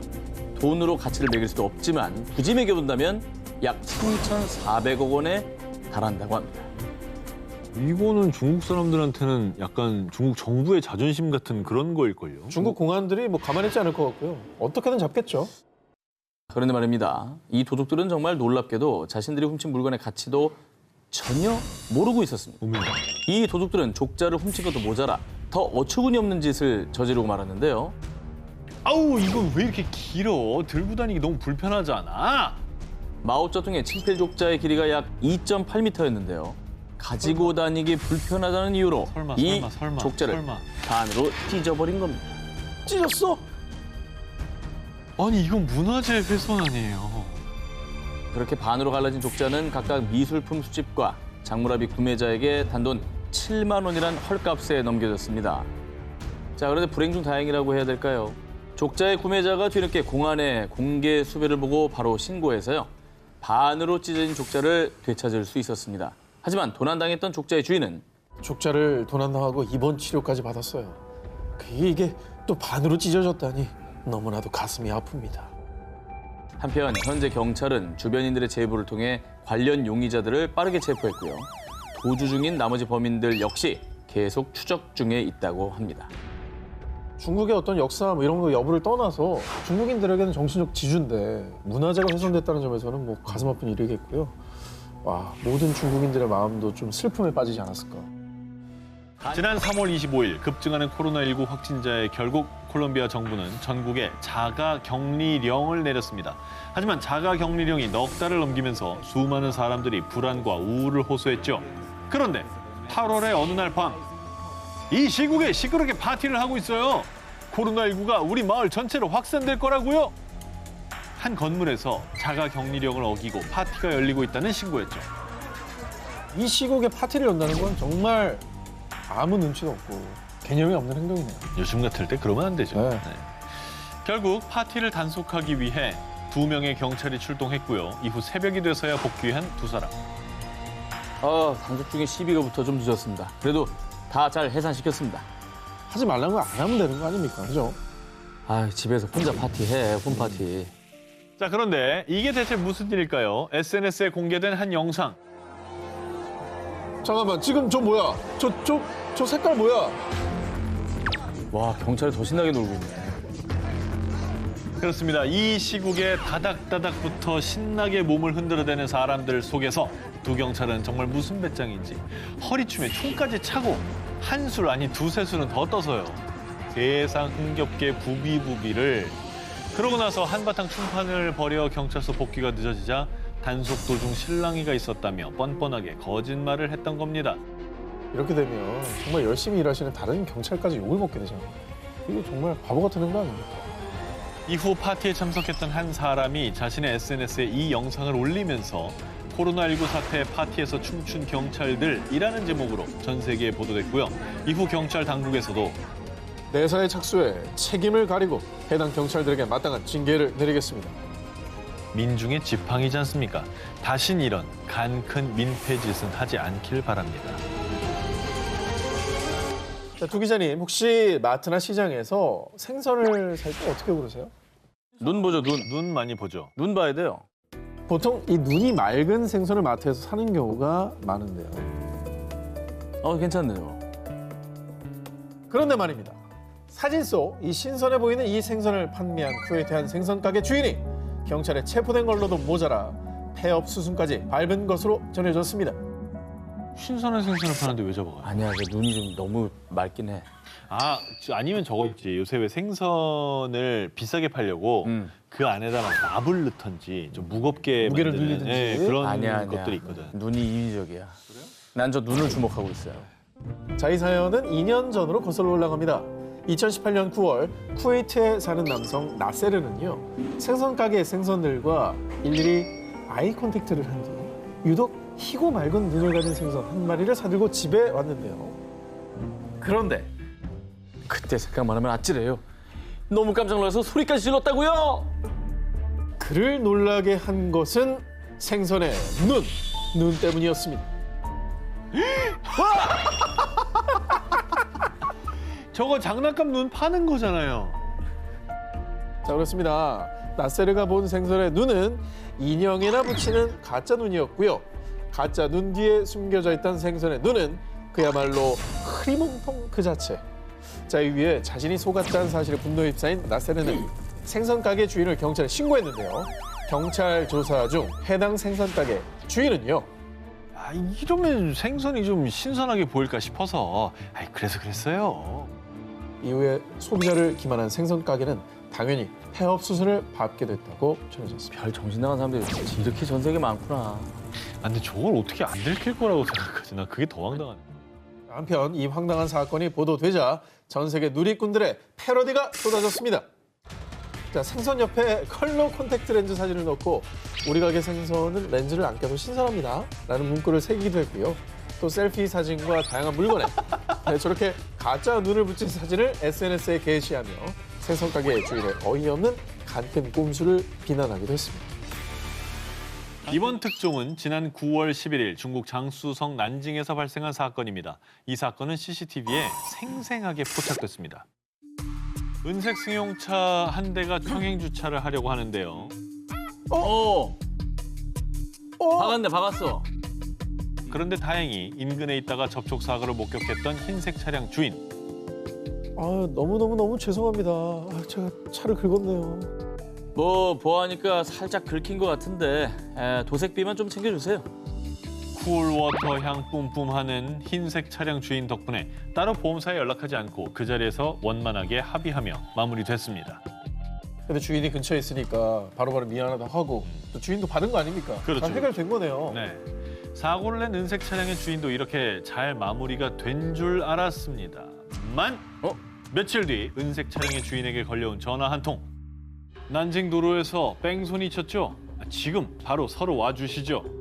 뺑소니라니 분명히 차 주인과 합의했는데 접촉사고를 내고서 연락처도 남기지 않고 도주했다며 공안국으로 출두하라는 전화였던 거죠.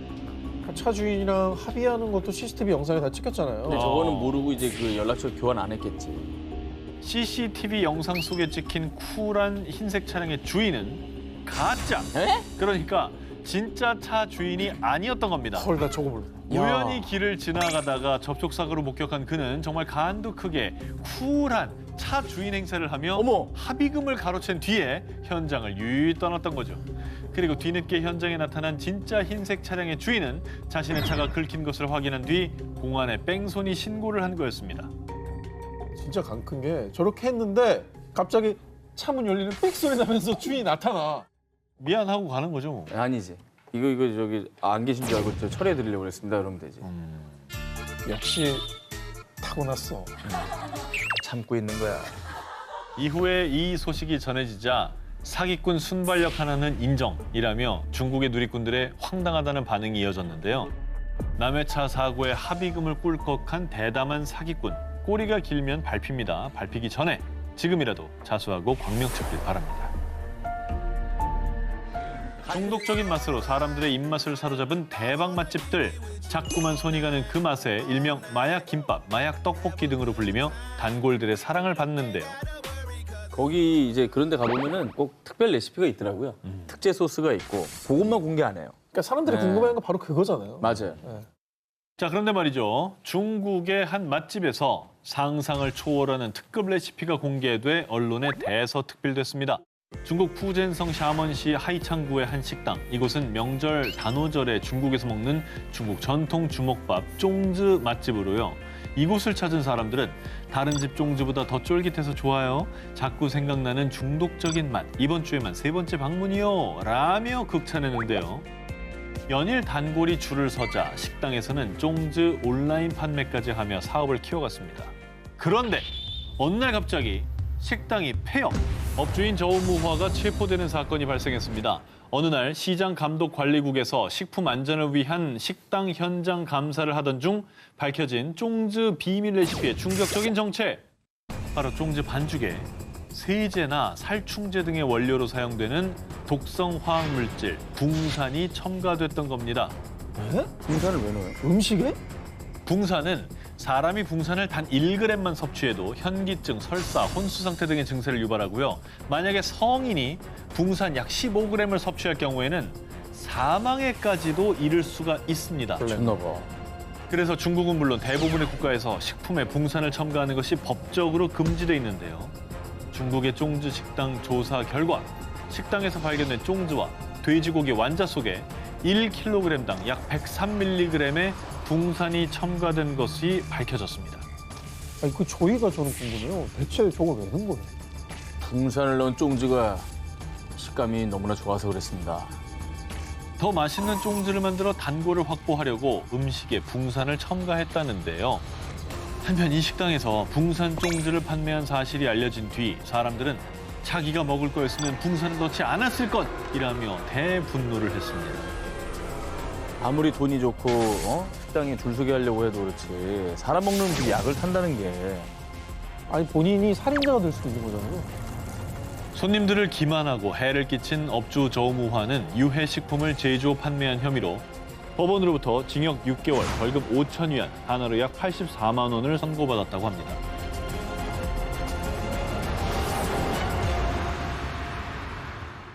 워싱턴 DC의 한 명문대학교에서 아프리카계 미국인의 역사를 가르치는 역사학과 교수 제시카 크루거.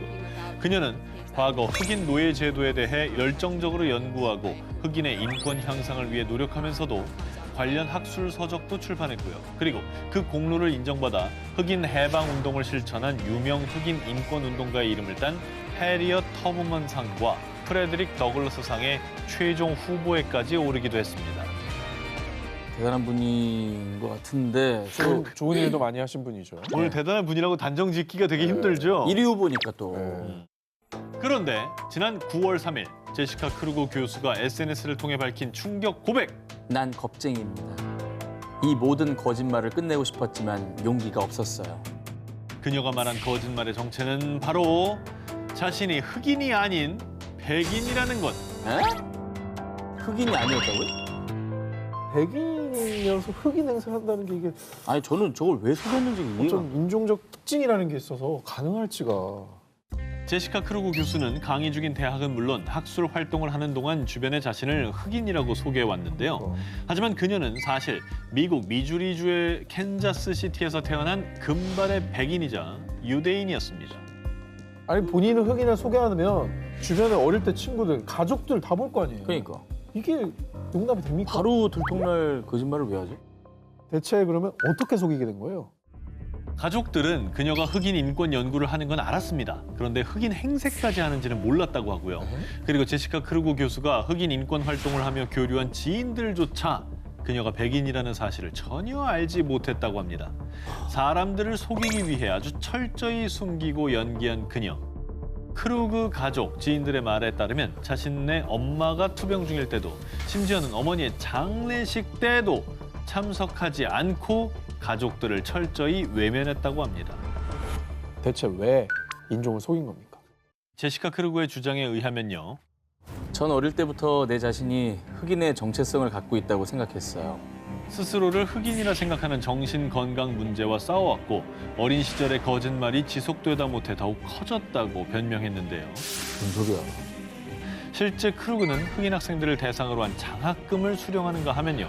아. 소수 인종 학생들을 우선으로 하는 해외 연구 장학생에 선발되는 특혜를 누리기도 했다고 합니다. 소수의 힘없는 사람들이 받으려는 장학금을 자기가 가로채버린 거야. 그러니까 저 사람 아니었으면 받을 수 있는 혜택을 받을 수 있는 사람이 못 받은 거 아니에요. 제시카 크루그의 만행이 밝혀진 후 학교에서 조사에 착수하겠다는 입장을 밝혔습니다. 그러자 그녀는 바로 사직서를 제출했다고 합니다. 잘리는 거로 안 되고 뭔가 더 책임져야지. 철저히 조사를 해야 됩니다. 처벌 받아야죠. 양심을 팔아 다른 이의 권리를 낚아챈 흑인 위장 교수 제시카 크루그. 사기로 만든 인생은 결코 당신의 것이 아닙니다.